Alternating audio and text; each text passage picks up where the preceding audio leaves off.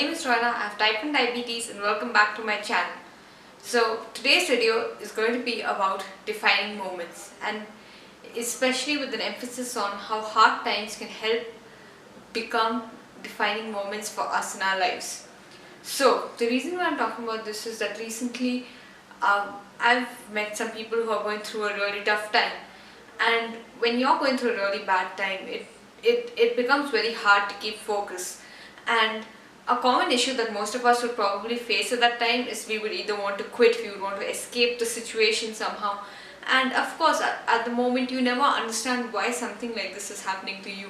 It is very difficult to understand why you must be subjected to that situation and how this is going to tie up to the greater good of your life.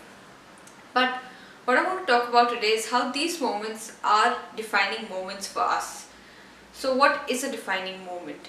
It is that moment in your life when you make a decision that is going to change every single thing forever.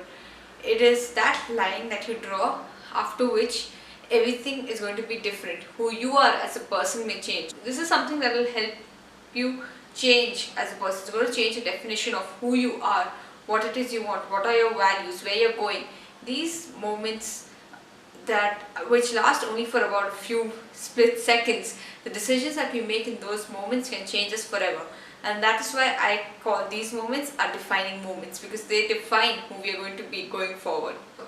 If you are someone who is going through a really tough time right now, I ask you to evaluate the situation and see what are the decisions that you have been taking, what path are they leading you down on, and how are you defining yourself as a person through these decisions. So I would like to start by talking about a defining moment in my life.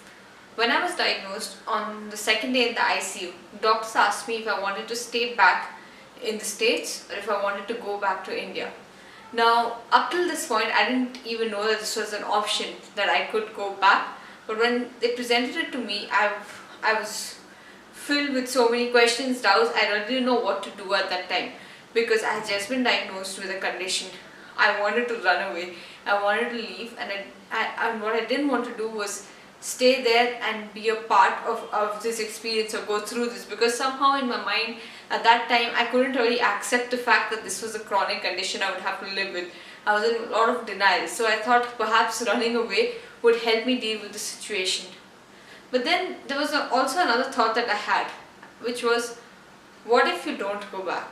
What if you decide to stay? What would happen? And I tried to imagine what it would be like if I decided to stay back. I would recuperate. I would actually have a chance to go and see New York City, the place which I have wanted to see forever. I mean, I used to have that as my wallpaper on my phone since I was in 6th grade or something. I really wanted to go there. So I would have the chance to explore that city. I would have a chance to complete the task that I had come there for. And at that moment, I chose to stay. This was a really huge risk because I didn't know anything about the condition. I didn't have any friends in the city. I didn't know anyone in the United States. So to stay back and say, you know what, I'm going to manage this condition and I'm going to do everything else that I wanted to do, it was a huge risk, because even one mistake could mean I would end up back in that ICU or back in that hospital, and there's nothing I could do about it. But I decided to stay, and that was a defining moment in my life. Once I made that decision, everything changed.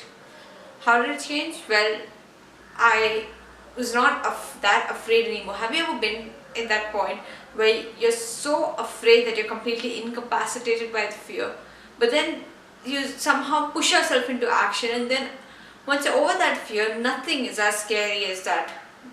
That's sort of the situation. Once I decided to stay back and deal with my condition, nothing was that scary anymore. A new city, no big deal. Taking injections in public, no big deal. Riding the subway, kind of scary, but still not as scary as it probably would have been in any other situation.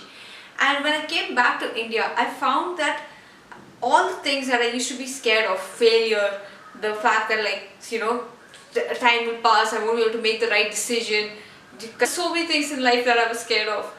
But somehow these fears just didn't seem that burden or that heavy anymore, because when I took that decision, my defining moment was that I chose to be brave and I chose to stay, and it changed how I looked at life forever. And that is what I urge you to do right now. if you're in a really tough situation, I urge you to look at the situation as a defining moment. If you are in a situation where you want to quit, think about what would happen if you just didn't quit, but if you powered through. Don't look at the negative things, don't look at all things that could go wrong, but what could go right if you made the decision not to quit and if you made the decision to power through the situation you're in. Choosing to stay if you have a really bad manager, choosing to take being fired positively, choosing to take being in a really bad, I mean, there's so many things that I can think about. Choosing to stay back in a new country after you've been diagnosed with a chronic illness. These are choices that define you, and the choice who you're going to be and what will define you lies in your hands. The power is completely with you. It's within you, and whatever you choose to be is who you will be, and going forward from that moment. So if you're in a tough situation right now, ask yourself, is this my defining moment, and who do I want to define myself as going? Anyways, that's it for this week's video. Thanks so much guys for tuning in. Anyways, thanks so much for tuning in. I hope you enjoyed this video. If you did, don't forget to give it a huge thumbs up and like and subscribe and share this video with people so that we can help raise awareness about a lot of the things that I talk about. But number one, type 1 diabetes. So I hope you, and my Instagram is linked down below, so you guys can hit me up on that if you ever want to talk or if you have any questions. And that's it. So thank you so much, and I'll see you again next week. Bye.